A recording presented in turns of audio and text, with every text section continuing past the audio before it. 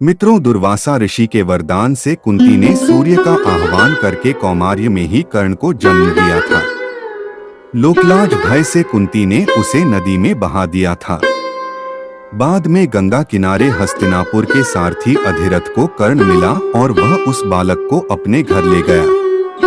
कर्ण को अधिरथ की पत्नी राधा ने पाला, इसलिए कर्ण को राधे भी कहते हैं। अंग देश के राजा कर्ण की पहली पत्नी का नाम वृषाली था। वृषाली से उसको वृषसेन, सुषेण, वृषकेत नामक 3 पुत्र मिले। दूसरी सुप्रिया से चित्रसेन, सुशर्मा, प्रसेन, भानुसेन नामक 3 पुत्र मिले। माना जाता है कि सुप्रिया को ही पद्मावती और पुनरुवी भी कहा जाता था। पहला रहस्य। हालांकि यह कथा मान्यता पर आधारित है। कहते हैं कि द्रौपदी को महारथी कर्ण से प्रेम था और कर्ण को भी द्रौपदी पसंद थी। स्वयंवर में कर्ण भी गए थे। राजा द्रुपद का भीष्म से विरोध था और कर्ण भीष्म के पक्ष में थे। राजा द्रुपद ने द्रौपदी को पहले ही बता दिया था कि कर्ण एक सूत पुत्र है और यदि तुमने उन्हें पसंद किया तो जीवन भर तुम्हें एक दास की पत्नी के रूप में पहचाना जाएगा। स्वयंवर में निराश द्रौपदी ने एक कठिन निर्णय लेते हुए भरी सभा में कर्ण को एक सूत पुत्र कहकर अपमानित किया था। फिर भी चीरहरण के दौरान द्रौपदी को कर्ण से उम्मीद थी, लेकिन कर्ण ने अपने अपमान को याद कर वहां द्रौपदी की कोई सहायता नहीं की। बाद में जब भीष्म पितामह मृत्युशैया पर लेटे थे, तब कर्ण ने उनसे कहा कि वे द्रौपदी को चाहते थे। यह बात द्रौपदी ने भी सुनी और पहली बार द्रौपदी को भी पता चला कि कर्ण भी मुझे प्रेम करते हैं। दूसरा रहस्य। दुर्योधन की पत्नी का नाम भानुमति था। कहते हैं कि भानुमति का कर्ण के साथ अच्छा संबंध हो चला था। दोनों एक दूसरे के साथ मित्र की तरह रहते थे। कर्ण और दुर्योधन की पत्नी भानुमति एक बार शतरंज खेल रहे थे। इस खेल में कर्ण जीत रहा था।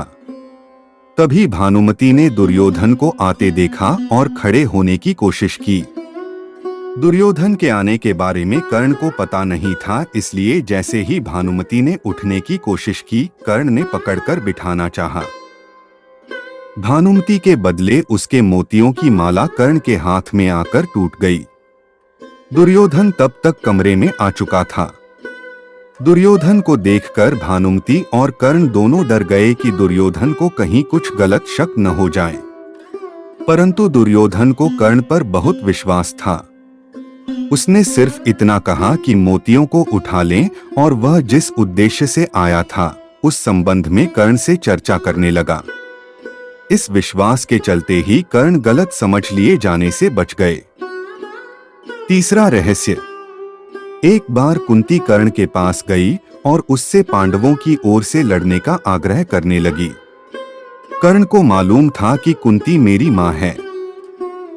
कुंती के लाख समझाने पर भी कर्ण नहीं माने और कहा कि जिनके साथ मैंने अब तक का अपना सारा जीवन बिताया, उसके साथ मैं विश्वासघात नहीं कर सकता। तब कुंती ने कहा कि क्या तुम अपने भाइयों को मारोगे?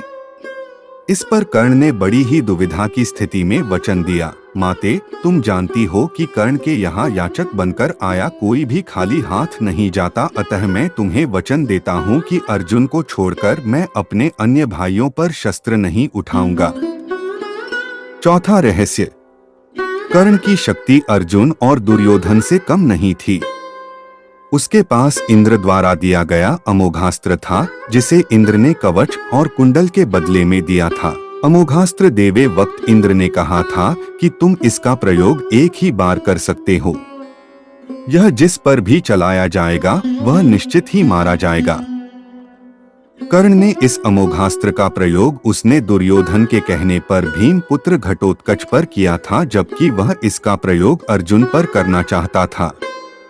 यह ऐसा अस्त्र था जिसका वार कभी खाली नहीं जा सकता था, लेकिन वरदान अनुसार इसका प्रयोग एक बार ही किया जा सकता था। पांचवा रहस्य। कहते हैं कि भगवान श्री कृष्ण, कर्ण और द्रौपदी के शरीर में समानता थी। कृष्ण की मांसपेशियां मृदु परंतु युद्ध के समय विस्तृत हो जाती थीं, इसलिए सामान्यतः लड़कियों के समान दिखने वाला उनका लावण्यमय शरीर युद्ध के समय अत्यंत कठोर दिखाई देने लगता था। यही खासियत द्रौपदी और कर्ण के शरीर में भी थी।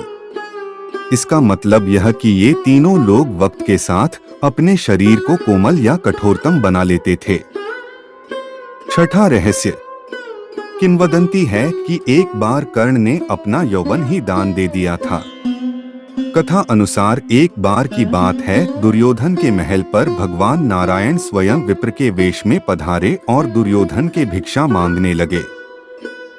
दुर्योधन के द्वार पर आकर एक विप्र ने अलख जगाई, नारायण हरि भिक्षा देहि।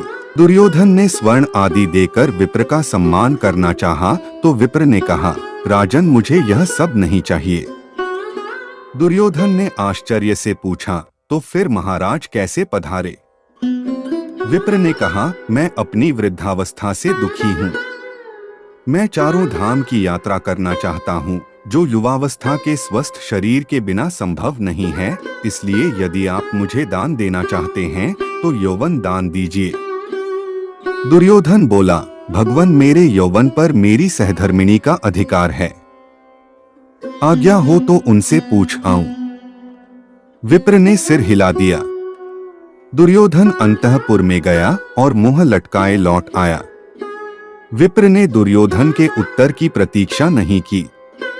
वह स्वतः समझ गए और वहां से चलते बने। उन्होंने सोचा, अब महादानी कर्ण के पास चला जाए। कर्ण के द्वार पहुंचकर विप्र ने अलख जगाई, भिक्षा देहि। कर्ण तुरंत राजद्वार पर उपस्थित हुआ। विप्रवर मैं आपका क्या अभीष्ट करूं? विप्र ने दुर्योधन से जो निवेदन किया था वही कर्ण से भी कर दिया। कर्ण उस विप्र को प्रतीक्षा करने की विनय करके पत्नी से परामर्श करने अंदर चला गया, लेकिन पत्नी ने कोई ननुकुर नहीं की। वह बोली, महाराज दानवीर को दान देने के लिए किसी से पूछने की जरूरत क्यों आ पड़ी? आप उस विप्र को निसंकोच यौवन दान कर दें। कर्ण ने अविलंब यौवन दान की घोषणा कर दी। तब विप्र के शरीर से स्वयं भगवान विष्णु प्रकट हो गए, जो दोनों की परीक्षा लेने गए थे। सातवां रहस्य। कर्ण दान करने के लिए काफी प्रसिद्ध था।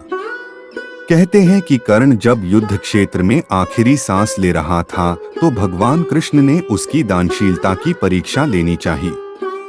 वे गरीब ब्राह्मण बनकर कर्ण के पास गए और कहा कि तुम्हारे बारे में काफी सुना है और तुमसे मुझे अभी कुछ उपहार चाहिए। कर्ण ने उत्तर में कहा कि आप जो भी चाहे मांग लें। ब्राह्मण ने सोना मांगा। कर्ण ने कहा कि सोना तो उसके दांत में है और आप इसे ले सकते हैं। ब्राह्मण ने जवाब दिया कि मैं इतना कायर नहीं हूं कि तुम्हारे दांत तोड़ूं। कर्ण ने तब एक पत्थर उठाया और अपने दांत तोड़ लिए। ब्राह्मण ने इसे भी लेने से इनकार करते हुए कहा कि खून से सना हुआ यह सोना वह नहीं ले सकता। कर्ण ने इसके बाद एक बाण उठाया और आसमान की तरफ चलाया। इसके बाद बारिश होने लगी और दांत धुल गया। आठवां रहस्य। उस काल में द्रोणाचार्य, परशुराम और वेदव्यास को ही ब्रह्मास्त्र चलाना और किसी के द्वारा ब्रह्मास्त्र का प्रयोग किए जाने पर उसे असफल कर देना याद था। जब द्रोणाचार्य ने कर्ण को ब्रह्मास्त्र विद्या सिखाने से इनकार कर दिया, तब वे परशुराम के पास पहुंच गए। परशुराम ने प्रण लिया था कि वे इस विद्या को किसी ब्राह्मण को ही सिखाएंगे, क्योंकि इस विद्या के दुरुपयोग का खतरा बढ़ गया था। कर्ण यह सीखना चाहता था तो उसने परशुराम के पास पहुंचकर खुद को ब्राह्मण का पुत्र बताया और उनसे यह विद्या सीख ली। फिर एक दिन जंगल में परशुराम जी कर्ण की गोद में सिर रखकर गहरी नींद में सो रहे थे। तभी कहीं से एक कीड़ा आया और वह कर्ण की जांघ पर डंक मारने लगा। कर्ण की जांघ पर घाव हो गया, लेकिन परशुराम की नींद खुल जाने के भय से वह चुपचाप बैठा रहा। घाव से खून बहने लगा। बहते खून ने जब परशुराम को छुआ तो उनकी नींद खुल गई। उन्होंने कर्ण से पूछा कि तुमने उस कीड़े को हटाया क्यों नहीं? कर्ण ने कहा कि आपकी नींद टूटने का डर था इसलिए। परशुराम ने कहा कि किसी ब्राह्मण में इतनी सहनशीलता नहीं हो सकती है। तुम जरूर कोई क्षत्रिय हो, सच सच बताओ। तब कर्ण ने सच बता दिया। क्रोधित परशुराम ने कर्ण को उसी समय शाप दिया कि तुमने मुझसे जो भी विद्या सीखी है वह झूठ बोलकर सीखी है, इसलिए जब भी तुम्हें इस विद्या की सबसे ज्यादा आवश्यकता होगी तभी तुम इसे भूल जाओगे, कोई भी दिव्यास्त्र का उपयोग नहीं कर पाओगे। हुआ भी यही कि परशुराम को जब ब्रह्मास्त्र की जरूरत महसूस हुई तब वे यह विद्या भूल गए। 9वां रहस्य। परशुराम जी के आश्रम से शिक्षा ग्रहण करने के बाद कर्ण वन में भटक रहे थे। इस दौरान वे शब्दभेदी विद्या सीख रहे थे। एक दिन जब वे इस विद्या का अभ्यास कर रहे थे तब उन्होंने एक गाय के बछड़े को अन्य वन्य पशु समझकर शब्दभेदी बाण चला दिया और उस बाण से बछड़ा मारा गया। तब उस गाय बछड़े के स्वामी ब्राह्मण ने कर्ण को शाप दे दिया कि जिस प्रकार उसने एक असहाय बछड़े को मारा है वैसे ही एक दिन वह भी तब मारा जाएगा जबकि वह खुद को असहाय महसूस करेगा और जब उसका सारा ध्यान अपने शत्रु से कहीं अलग किसी और काम पर होगा। हुआ भी यही था कि जब कर्ण का अर्जुन से घोर युद्ध चल रहा था तब उसके रथ का पहिया बार बार भूमि में धंस जाता था और वह उसे निकालकर फिर से युद्ध करने लगता था। ऐसे समय में जब फिर से उसके रथ का पहिया भूमि में धंस गया तब वह फिर से उसे निकालने लगा और उसे उस समय घबराहट भी हो रही थी। वह उसका सारा ध्यान युद्ध के अलावा पहिए पर चला गया था।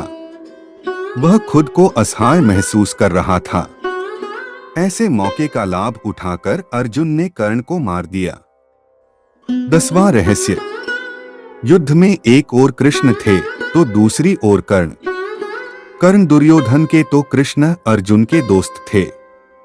यदि युद्ध में कर्ण को असहाय स्थिति में देखकर नहीं मारा जाता तो अर्जुन की क्षमता नहीं थी कि वे कर्ण को मार देते। कृष्ण की नीति के तहत ही कर्ण का विवाह द्रौपदी से होने से रोक दिया। कृष्ण ने ही अपनी नीति से उनके कवचकुंडल हथियाए और इंद्र द्वारा दिया गया एकमात्र अचूक अमोघ अस्त्र जो वह अर्जुन पर चलाना चाहता था वह घटोत्कच पर चलवाया गया। इस तरह हम देखते हैं कि युद्ध के पहले से ही कर्ण और कृष्ण के बीच छद्मयुद्ध चलता रहा था।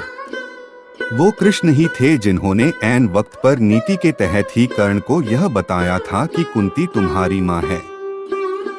लेकिन युधिष्ठिर और अर्जुन को इस बात का ज्ञात नहीं था कि कर्ण हमारा बड़ा भाई है।